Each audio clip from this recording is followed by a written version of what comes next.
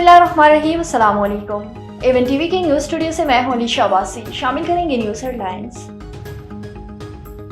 यूनान कश्ती हादसा, 4 पाकिस्तानियों के जाँ बाग होने की तस्दीक। पाकिस्तानी सफीर का कहना है कि लाशें हुकूमती अखराजात पर पाकिस्तान रवाना की जाएंगी।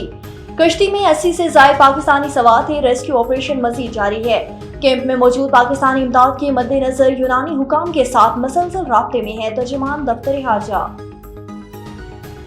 शांगला में दहशतगर्दों का पुलिस चौकी पर हमला, ASI समेत 2 अहलकार शहीद, मुहर्रिर समेत 2 जख्मी।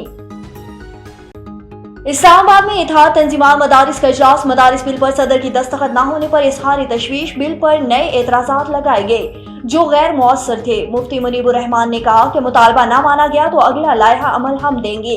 मौलाना फजल रहमान बोले, किसी से मुकाबला नहीं, ना ही झगड़ा है, पुरअमन हल चाहते हैं। बिल एक्ट बन चुका, गजट नोटिफिकेशन जारी किया जाए। हुकूमत मौलाना के लिए जो चाहे कानून बना ले, एतराज नहीं, लेकिन हमारे मदरसों के लिए बनाए गए निजाम को ना छेड़ा जाए। हाफिज ताहिर अशरफी की गुफ्तगू। कहा, मदारिस बिल पर सदर ममलिकत के एतराजात दुरुस्त हैं, हुकूमत तमाम एतराजात को एक छत तले रख कर हल निकाले। और मौलाना फजल रहमान से मुत्तहिदा वफ्द की आज मुलाकातें तय। दीनी मदारिस रजिस्ट्रेशन बिल समेत दीगर पार्लिमानी उमूर पर बात होगी।